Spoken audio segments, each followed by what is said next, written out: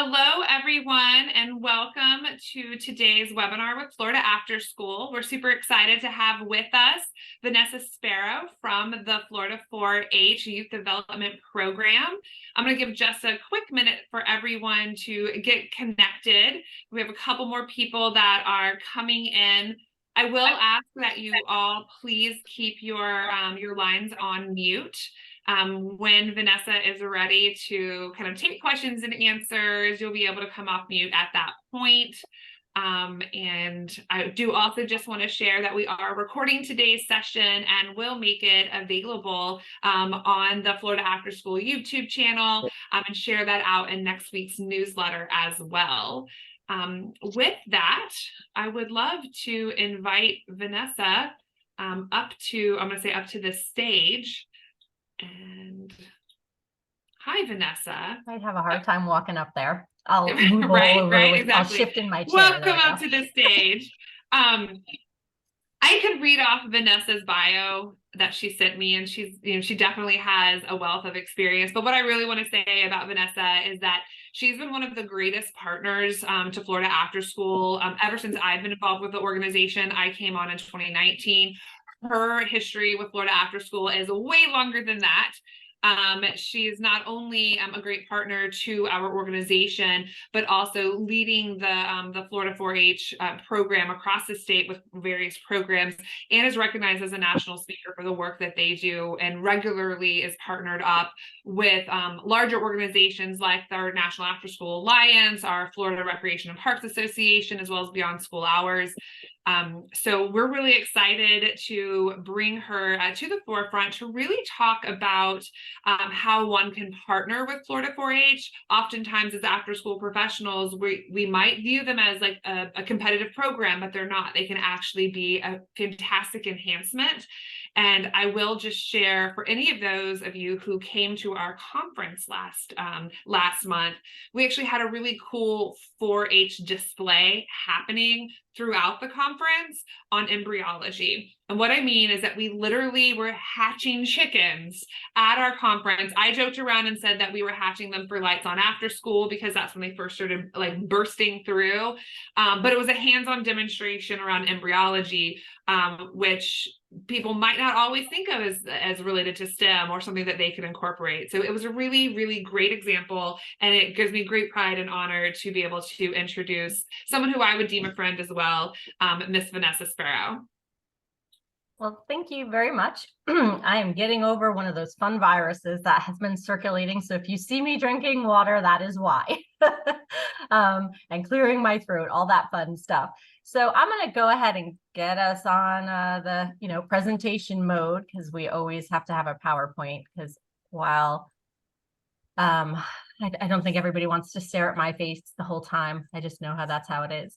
All right, so to begin with, I have a pretty long history with 4-H. Either you know it or you don't is kind of how it is. And so 4-H is traditionally, when people think of 4-H, they think the 4-H's are completely all related to animals, hog, hen, heifer, horse, which it's not. Actually, on that first slide, you can see that those are the actual 4-H's: head, heart, hands, and health. Okay, they have a lot more meaning than just those H's. But I started, I'm originally from New York, and so I started my 4-H career, I would say, when I was 8, and I was a horse crazy girl, and I joined the horse program in New York, and went all the way through till I was 18, and then lo and behold, never knew I would actually be working within 4-H for the last 15 years as I have. I kind of stumbled into it as a career, and it really is the perfect fit for me. And there's a lot of exciting opportunities, and so I'm pretty informal. So, I won't be able to check the chat the whole time, but if there's a question and it's relevant to a slide, I don't mind answering it right away. Or somebody wants to, has a question right there and then, and they're afraid that they're going to forget it, you can put it in the chat or try to ask me if it makes sense for that slide. So a little bit about 4-H to begin with. So 4-H does not stand alone. It is actually part of a larger program called Extension. And so cooperative extension is funded federally, locally, and statewide, so across county lines. So it really actually has a lot of partners. It's a huge partnership within itself. And so the USDA and NIFA, National Institute of Food and Agriculture, they all support USDA, or all support extension, and cooperative extension was built with agriculture roots. So it was originally bringing that research that was happening at universities, land-grant universities within states, and bringing that knowledge down to the general public, to the community, to the farmers that were doing the work. So instead of just everybody in their lab coat up at UF doing all this great work and figuring out all these great ways to enhance farming, it was like, we got to bring it to the actual farmers. We can't just sit up here, in our labs creating all of this great material without giving it to the people who need it. And so that's really what extension is. It is an extension, an arm or branch, reaching out the research-based information from the University of Florida coming down to communities. And so there is an extension office in every single county in this state. We have a really awesome extension program in Florida. We are very fortunate. It is well supported and well funded. And so we can do the work that we want to do. Of course, we'd always want to do more, but we're doing pretty good. So as I say that, I will give you the resources to figure out where your extension office is. And extension isn't just part of, 4-H isn't just part of extension. Extension actually has a whole various resources for community classes, not college classes, but we offer family and consumer science classes, nutrition, diabetes prevention, financial management. We offer classes based around agriculture and a lot with horticulture, homeowner horticulture. So, what's that weird bug in my yard? I don't know what that is. Can you help me?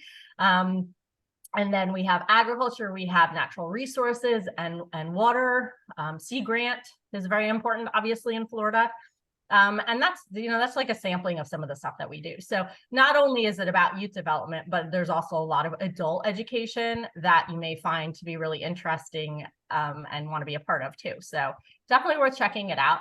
And so where does 4-H fit into this? So 4-H actually was created to get to the farmers' kids because we realized, over 100 years ago, it was like, all right, we might not be able to convince the adults as well about this new technology with farming. So let's go to the kids and we'll start tomato clubs and we'll do sewing clubs and we'll do these things that will get us involved with the kids to then share that information with the adults. And when they grow up, then they'll have this information to continue to do better.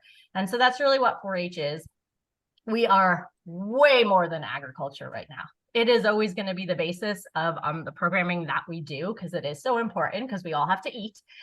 But we do a lot more besides just agriculture now. So the impacts of 4-H. 4-H, there's plenty of longitudinal long-term studies out there that has told us that participation in a program with a caring adult over a period of time that enhances leadership skills, that builds workforce preparation skills, all of that is really will make a difference. And so 4-H fits into that category. And so we get better grades, higher levels of academic competence. Kids want to be a part of their community. They learn about that community development and that community leadership through service learning projects and such. More likely to go to college or even just secondary education, post-secondary, whether that's vocational or technical. And then we have, a very strong record in pursuing STEM, and agriculture obviously falls under STEM. So that makes a lot of sense also. So we are working within what we call the Thrive model. And so this is a predictive model that the research is really just coming out on it. And if you kind of look at the stem over here, the leaves where it says developmental outcomes, and it says positive youth development. Positive youth development has a lot of the same characteristics of many other youth development theories like social emotional learning. And but it follows the same core tendencies. Like we're all doing the same thing. We just all call it something different. That's pretty much what happens. So what we're doing is we are trying to grow youth into responsible, productive members of society. We want to keep them on the right track. We want them to be able to thrive. So what we do is down here, you'll notice one of the things that we're really trying to do is find the sparks for kids. We want to find the things that interest kids so that they want to participate, so that they want to do these things that are ultimately going to end to this ultimately come to these long-term outcomes of being like a happy, productive citizen. So it starts down here. It starts with, what do kids want to be doing? Do they feel a sense of belonging? We know the relationships are so important. Y'all in the after school community, you are such a huge part of that relationship building for kids that may not have another strong adult in their life. You are that adult. And so that's where it's so important to have those relationships for kids. So then we're looking at, obviously, we want them to thrive. How are we going to do that? And then those developmental outcomes. And then you get, to your pretty little flower. I think somebody's got to mute there. So this is also what we call our life skill wheel. So everything that we're doing has like an underlying purpose in 4-H. All of our programming is set up just like a lesson plan would be set up. It might not be tied necessarily to the standards that or the words that you're using, but it is tied to creating life skill development. And so whether that is teaching kids self-esteem, self-motivation, teamwork, resiliency, communication skills is a big one. We know our kids are definitely needing a little bit of extra help with that after all the social media and whatnot, that's their main communication. So that's kind of what we're trying to do. And so everything that we're teaching, all the curriculum that we provide is tied to these. There are always going to be a handful of these life skills that is somewhere inserted into that lesson that the kids are doing. So here's kind of a snapshot of some of the stuff that we do focus on. And I kind of tried to pick some of the stuff that you may be more interested in or might be more applicable to your site. So we do a lot of STEM stuff, like I said. One of the things that 4-H does annually is a 4-H STEM challenge. And so every year, one of the universities across the state, across the country, wins a bid for a STEM kind of a experiment, if you will, some type of a lesson that relates to something present day that, you buy a kit. It's one of those really simple, like you buy the kit, and then X number of kids can use that kit. And usually they're reusable, or some of the components are reusable. And it's some type of STEM learning lesson where the kids, like I think this past year it was on power, one year it was on Mars. And so, the kids have the opportunity to understand a little bit about space, a little bit more about Mars, about kind of aerodynamics, like, landing. There's like a little parachute dude that was with it. I mean, just stuff that's fun and hands-on. And then it's really easy to do because you literally don't need 4-H. All you could do is go and buy the STEM challenge if you're able to. And it has, webinars and all these materials, all these people to ask. It has evaluations, all that stuff. It's like prepackaged. It's ready to go. And these are always really successful because they're fun for the kids. I mean, I always have a good time doing them too. Within STEM, we do a lot of other programming too. We've got some counties that focus in Lego robotics. Some of them do, stuff with maker spaces. And so, it's huge. Engineering, a lot of the, what do I want to say, like the soapbox derby, that kind of stuff. So, there's a lot kind of happening in the back of the minds of a lot of our agents. So Holly mentioned embryology, which is a really popular one because who doesn't love chicks? And it sounds like it's a scary project, but it's really, really pretty simple to do. And this is one program that Extension is really good at supporting. So I'm going to share where some of these resources are. We're going to kind of get to that aspect, but I just wanted to give you an idea of some of the stuff that's out there. And so embryology takes 21 days for the chicks to hatch. So, you start the program a little bit before that, give the kids some education on biology. Chicks hatch, they hang out at school for a little bit, and then find homes for them afterwards. And obviously we do a lot of poultry projects too. So the kids sometimes go beyond embryology. We also have a very strong public speaking program. And so the thing about our public speaking program is it's usually offered in school. But if you're at a site and they're not doing it in school, there's no reason why you can't do it as an after school group. It doesn't have to be tied to, if it's not available to kids, I'm always for make it available to kids, because this is one of those few opportunities, few programs that kids can actually learn how to publicly speak. And we know that that is a skill that they're going to use wherever, whatever they do, even just on an interview, being able to talk to an adult comfortably in front of other people that you don't know. So this is a great program that is, again, easy enough to do and to adapt to an after school site if it's not being done in school. It is geared towards 4th, 5th, and 6th graders. So this is one of those that has an age tied to it. And I would say the STEM challenge usually has an age tied to it too. And then healthy living. We do a lot with healthy living. We've been fortunate to have a lot of support from national sponsors to continue to do programs. And so some of those focus on, nutrition education, and then some of them focus on physical activity. Oftentimes they combine the two. We support a program called Soccer for Success, which is a non-competitive soccer program, which is nice because not all kids want to compete. And it teaches nutrition education messages while it's talking about that physical activity, since they really do go hand in hand. Okay, so what can 4-H provide? So the biggest caveat that I do have to say is we are in every county, but every county looks different on the resources that they have, the amount of staff that they have, and then any extra county funding that they have. So some counties, I'll give Brevard County, for instance, since I'm here, there is 1 4-H agent and 2 program assistants who are making that program happen. So can they reach every kid in the county? Absolutely not. That's not possible.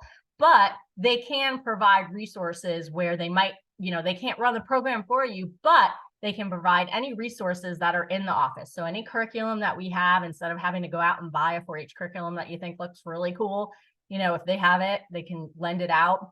Sometimes there's kits that go along with that. So like embryology program, if that's something you want to do, and you don't want to go out and buy all the materials because you're not sure if you're even going to like it. Well, the extension office probably has all the materials and can loan them out, tell you where to get the chicks, give you the education so that you don't feel like it's going to be a disaster, kind of hold your hand to go through the process. So that's, those are the services that we can provide. We can also do training for adults. And this is an area that I have, and that's why I've partnered so closely with Florida After School. And I like to have a presence at our conferences that are targeting after school, because training adults is one of the best ways to bring that awareness to what we can offer, what we can do, and then just give you some of those hands-on materials, put them in your hands, show you how easy they can be to implement without, the stress of I've got to learn something new, how to do something and not to be overwhelmed by it.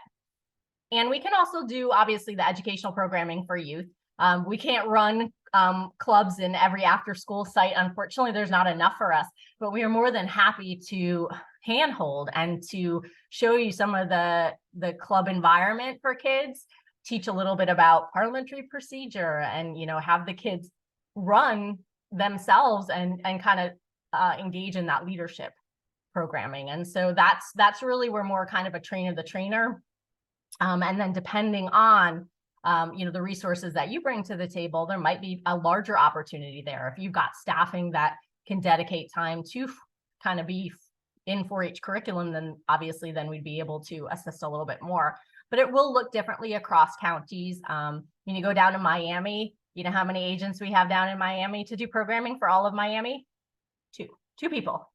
So, but then you go to a small county like, Okeechobee, a smaller county, we've got 1 agent there, but 1 agent is a lot more than 2 in Miami, just because of geography, location. I think y'all pretty much can understand how Florida is a pretty large state.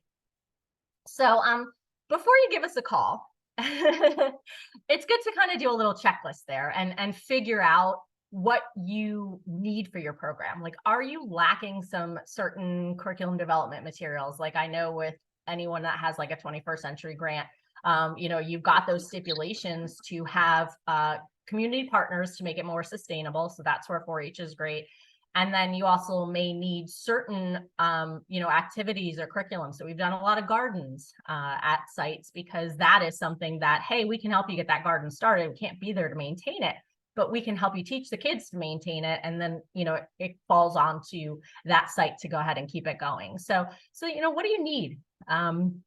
what are the things you're missing in your program? You know, what are the weaknesses maybe that you're not hitting the checkbox that you need? And then what are the things you're doing really, really good that maybe you don't need help with, but you could provide that service to the 4-H program at the same time. Maybe you have you are maxed out and you have a lot of kids in your program. That is a strength. That is a strength for 4-H because that gives us access to kids, because our locations tend to be not community centered and difficult to get to oftentimes. So having people come to us is never really to our benefit. We usually like to be out in the community as much as possible. You know, what skills and resources do you have? High turnover? Do you have people that are that aren't really trained in youth development? Do you need some help training them? You know, that is a service that we can provide in youth development, understanding kids, engaging them in different lessons and activities. So that's something that is a resource. We are UF faculty, you know, we have that expertise. How much time do you have to commit to partnering with 4-H? Are you, you're like 1 day a week, or like every day, or like, just like 1 day a year or something to do one event? You know, be realistic about that. And clear expectations are one of the biggest things. I've had a lot of successful partnerships, and I've learned over time that saying, you know, being honest and saying what your expectation is, and then giving 4-H the opportunity to say, okay, well, we can't do all that, but we can do this. Let's start the partnership. Let's do, you know, one step at a time, see where it goes, see how it works out before we take the next step. And so what I say is it's almost start small, start simple, start little. You know, you don't want to have like 15 new 4-H programs at your site and try to manage that. Like that's too much. But maybe it's just starting, you know, 4-H comes in and as a guest speaker talks a little bit about how to form a club. And then maybe that's something that the kids really grab onto, and they want that opportunity to be leaders. And so then you take the next step after that. And, you know, one of those important things is sharing the success between the two organizations. It says microphone issue, but is my microphone okay? Okay. I don't like that little, I have a little like warning sign down there. But sharing the successes is really important. When I was a county agent, now I hold a regional position, but when I was the county agent in Brevard, I used to partner a lot with 21st Century and after school. And I always laugh because I talk about it having been it all started with a failed garden. So I had wanted to start working with after school programs a little bit more, because one of the other things that 4-H struggles in sometimes is diversity in our programming, because a lot of our core programs are community clubs, which require transportation, parental participation, things that not all communities have the ability to, you know, not all families have the ability to participate in that way. And so in order to really make sure we're reaching kids that we need to be reaching, that we want to be reaching, we have to go to them. And so I started partnering with after schools. And so one of the sites that I started partnering with, I was like, all right, let's build a garden. And we started off with a bang. We built that first garden. One thing I learned quickly about letting people pick where the garden is, school sites, I learned I can't do that anymore, because they picked a location that was like really far from the water source. And so you're asking kids to water the garden every day. And it was like 200 feet of hoses. It was just ridiculous. So anyway, but we built the garden. They were committed. We had parents come out and help. And whenever I did a garden project with kids, they're hammering, they're drilling, they're putting the beds together. That's part of the experience. And so we did the garden, and we had a great after school coordinator on site, and she was really gung-ho, and she left. And so then the new person came, and they just weren't into the garden. So I tried for 2 years. It was like pulling teeth to try to like keep it going. And finally I was like, okay, I can't really do much more. I'll, you know, fine. You guys have the garden beds, use it with the kindergartners. It's all good. Let me know if you ever want to do it again. And then I get a phone call a year or two later from one of the coordinators for the program for part of the county. And they were like, remember that garden you did? And I'm like, no, I don't know what you're talking about. And they're like, we want like 6 of them in different sites. And I'm like, what? So I thought it was a failure because it didn't work out in the end, but it wasn't, because I kept my clear expectations, and I said I would do what I would do, and I did it. It was to no fault of, me that it just didn't keep going. It was just, different interest of who was at the site. And so that became a much more successful program over time. But, the clear expectations are really important, because in the beginning I would go to the sites and I would help with, once a month.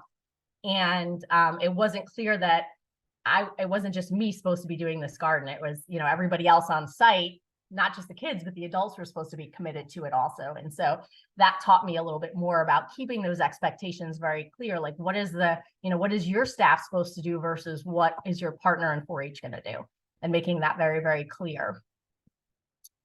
So one of the first things you have to do is find us. And so I'll show you the map, how to find us, and then contact us and meet with us. It's pretty straightforward. But like I said, I would do that assessment first. What is it that you're looking for? Do you just want to learn a little bit more about what 4-H has in your county? We all have a website. Some of them are better than others. Some of them tell you more of what's available versus some of them don't.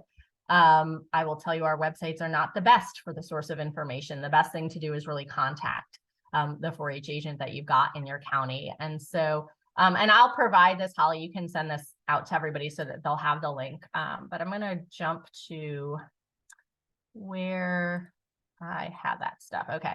So that link will actually literally take you to this map. And then wherever county you're in, here we go. We'll do St. John's. So you click on that and it tells you exactly where to go. And you can go right to the web page for that county office, and they'll always have a, who we are, and they'll always have where to go to get to 4-H. And so you can get a little idea of what's happening in that county, in your county, what's being offered. And there you go. You got Chicks in St. John's. And then, the 4-H office, like where it is, and connecting with staff.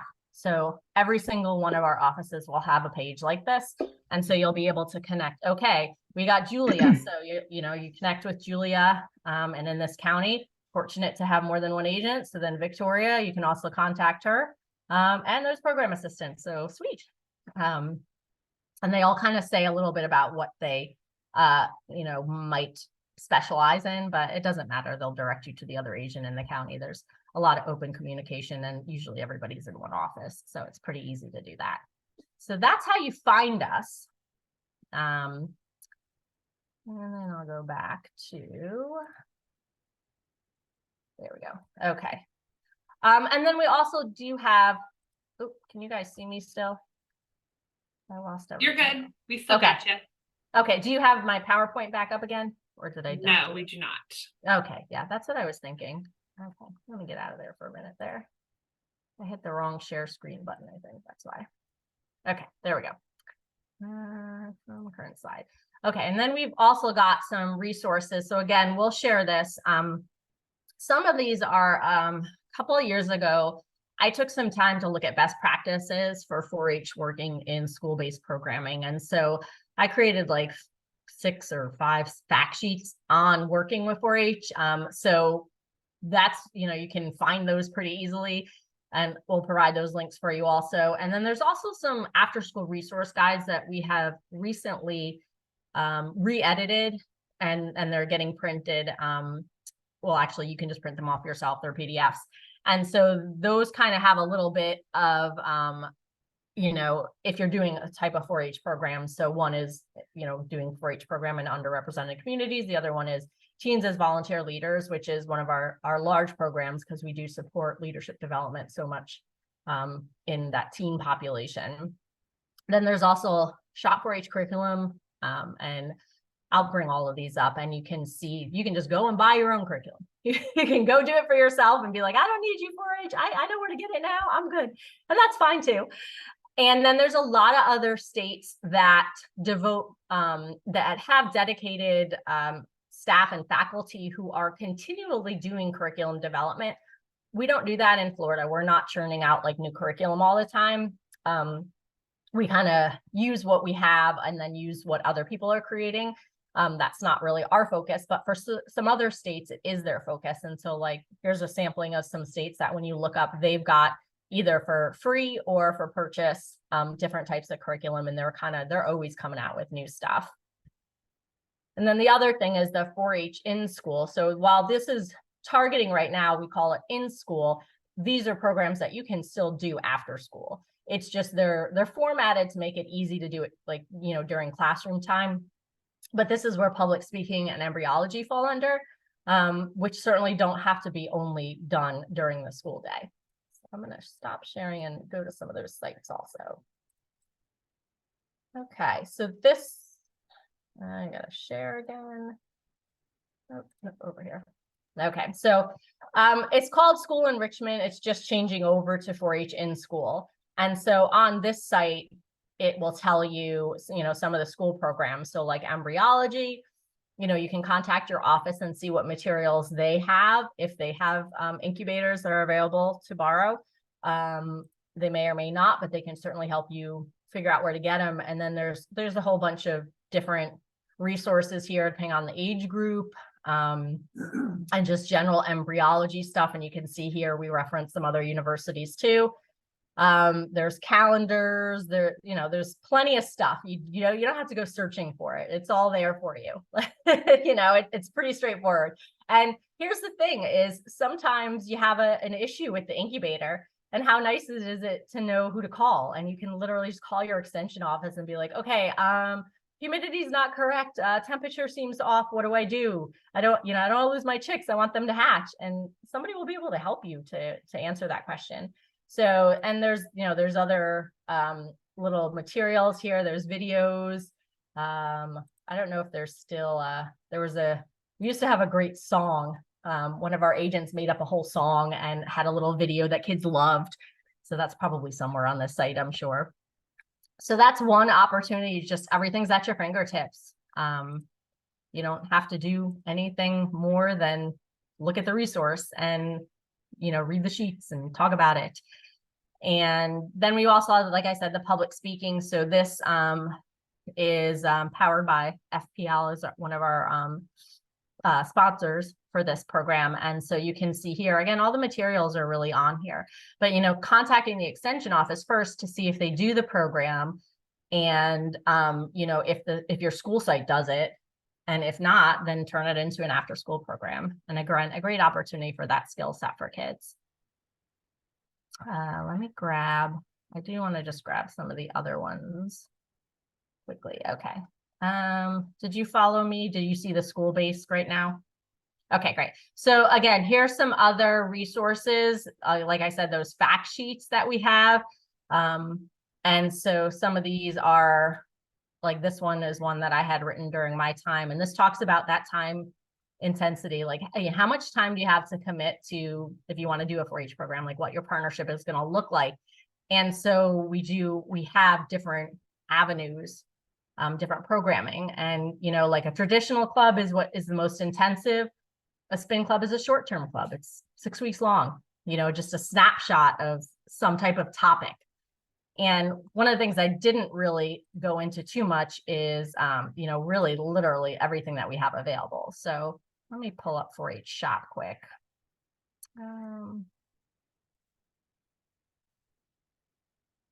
Because that one has, to open lots of things opened. So this is where you can find lots of curriculum also on every topic you can possibly imagine. So here they're highlighting some of the soil and water stuff, but we've got animal science, citizenship and civic engagement. Cloverbud is our young kids. Those are 5 to 7-year-olds. Communication and expressive arts, food, nutrition, natural resources and environment. So any of these, you know, personal growth and career development, these ones tend to be geared more towards older kids, like middle high school. But some of them, you know, everything can really kind of be adapted, but some of them are workbooks for kids, and then some of them are training guides for adults. So there's definitely a variety of stuff that you can find on here, you know, financial futures, just you name it, we probably do it. All right, we're going to go back to, I think I hit most of what I was going to talk about. I had a video to show, but I kind of want to give an opportunity to talk because we can just send that video out. So I will probably go back to that. So I'll hold off on showing this video. And really just provide my contact information right now, and then answer questions, because I know that that's probably big on everybody's mind right now, is like, okay, I think I kind of know what she said, but I'm not really positive, so I have some questions. So I'm happy to answer away. Thank you so much, Vanessa. For those of you who would like to come off mute, you have a couple of options for asking Vanessa questions. You can either come off mute, and I'll kind of notice that. You can drop your questions in the chat, or if you want to get really fancy, you can use the little reactions tab and click raise hand, and then I'll know that you have a question that you'd like to share. I'm reading everybody's chat box right now. I see we have some Palm Beach. Noelle is in my district, so I work very closely with her.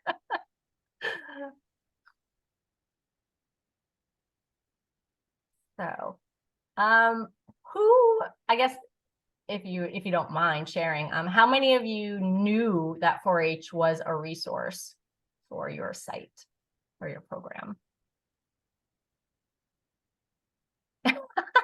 Not enough people. Nobody's hands were raised. Nobody knew. Yes, we knew some. One person knew. Yay. Oh, I got another thumbs up. Sweet. Yeah, no, I came just because I wanted to learn a little bit more about the organization and hear what you guys did, and what was available, like you were saying. So yeah, it's all new to me. Excellent. Well, and definitely just check out the the site and see what's happening locally. And we try to partner as much as possible because we are not capable of doing everything that we would like to do. We don't believe that any of us should be working in a silo. Like, we're all in youth development, so we're all have the same end goal in mind.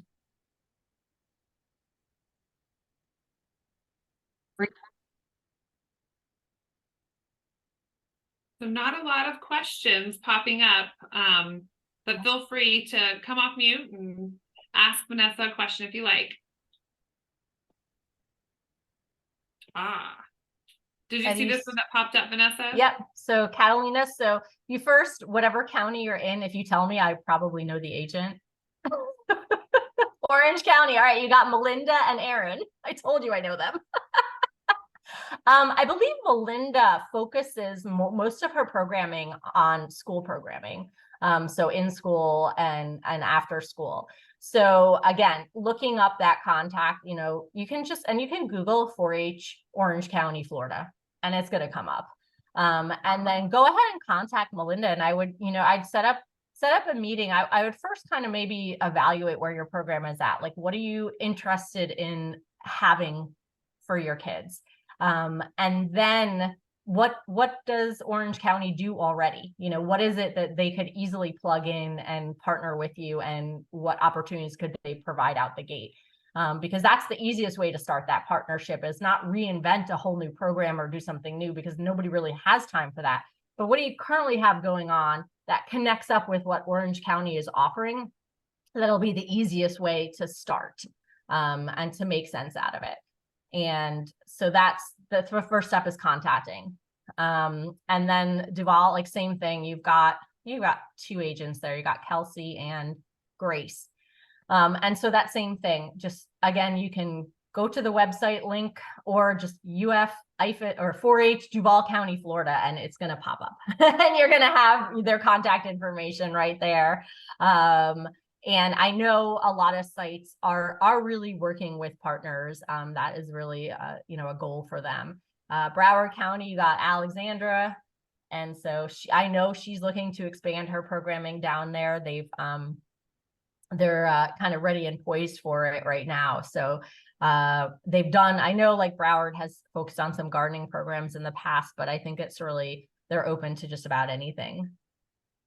Vanessa, I got a private question right before this one from Catalina. Okay. Was about funding for these programs.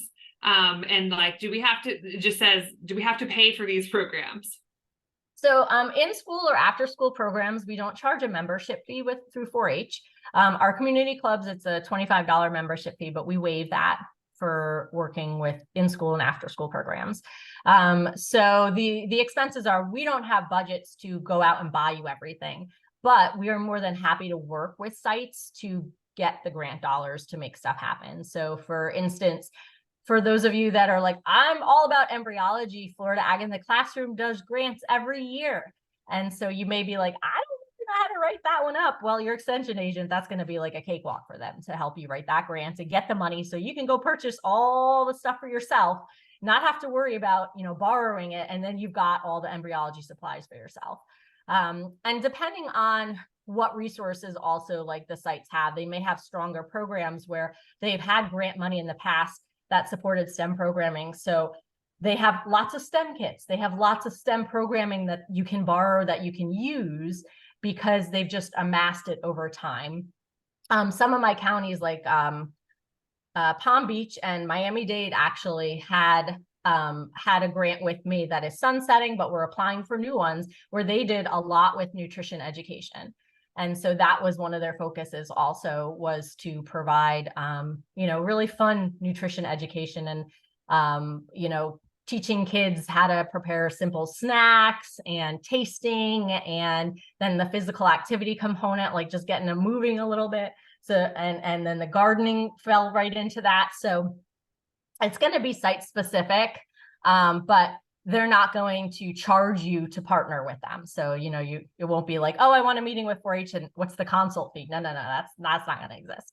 And what I've had happen in the past, when I got partnered with 21st Century in Brevard, they wrote the material supplies for the 4-H programming into the grant.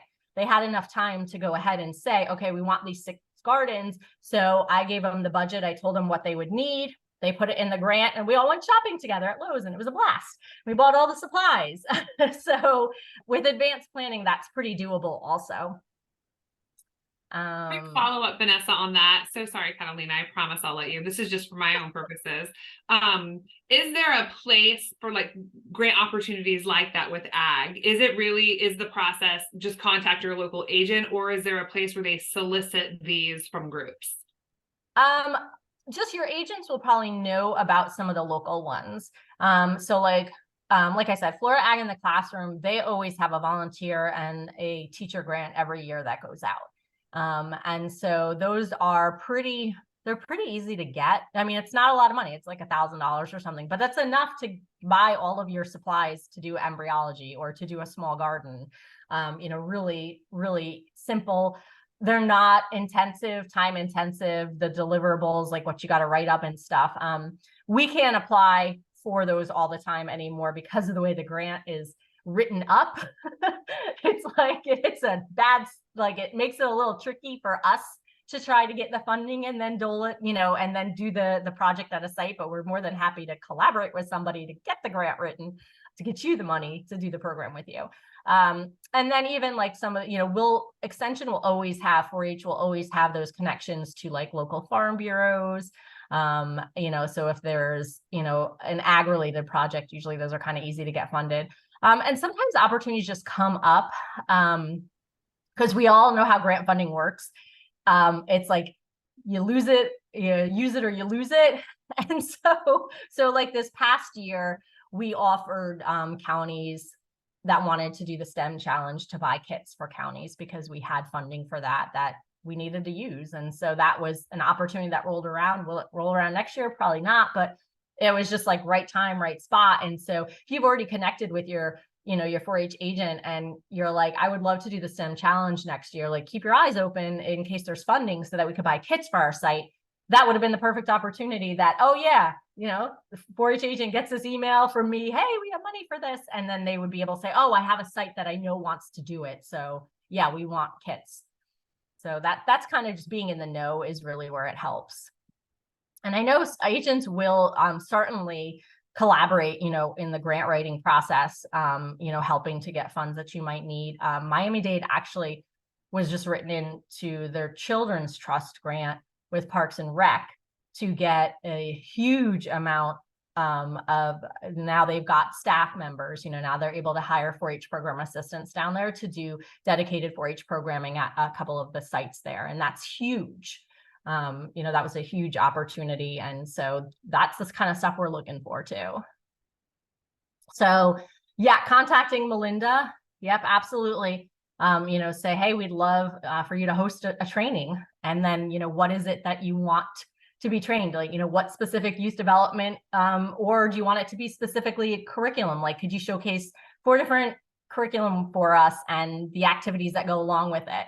And you can also, in terms of trainings, I'll put my name back in here too, but I think I'm always happy also to participate in any type of training too. So like if you're, for some reason, your county agent is kind of like, I'm really overwhelmed, this isn't something I can even think of right now, then, touch base with me.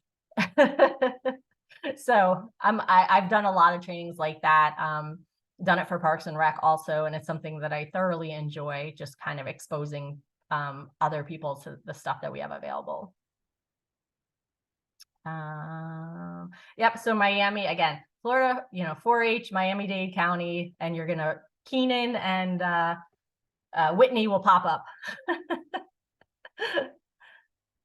And Miami has, they're located, the 4-H branch of their office is located at Amelia Earhart Park.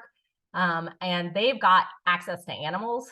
So they could do like field trips on site with like all the animals that are there, which is really cool. So, and I think they might charge a fee for the field trip, like something negligible just to cover some of the material costs. But usually we're pretty cheap as far as it goes. Anything else? Good questions. I don't see any additional questions popping up in the chat. So I will say, thank you so much for being a part of this, for joining on, for sharing all of this knowledge. As a reminder to everyone, we are recording this, and so you will receive a copy of this. You'll receive a link to this recording, as well as contact details directly for Vanessa. And I'm actually going to drop in the chat a quick link to just ask for a little bit of feedback. We are, after coming off of our conference, launching our webinar series, which are about every other week on a variety of topics, STEM, other resources, youth entrepreneurship, youth employment, continuing ed, a whole host of different things. We have a series on advocacy coming up. And we definitely want to make sure that we're designing them and bringing the content that you want directly to you. We're making all of these free, and what we're showcasing are always low to no cost resources. We understand that you guys are strapped for time and resources, and really want to provide you with content ready resources that you can use to build your programs out. So please take a moment and click on that link and give us some feedback. It'll be shared directly with Vanessa, but also our team internally.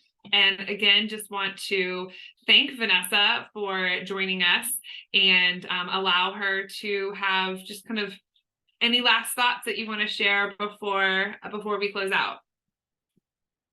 No, just thank you for having me. I'm always happy to talk about what we do and partnerships, because I am strongly passionate about partnering, and I think we can all do better together.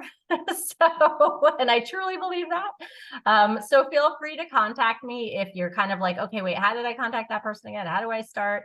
You just go ahead and contact me. My email is up there. I'm always happy to help where I can. Awesome. Thank you so much, Vanessa. And thank you all for joining us. And this concludes today's webinar. See you guys later.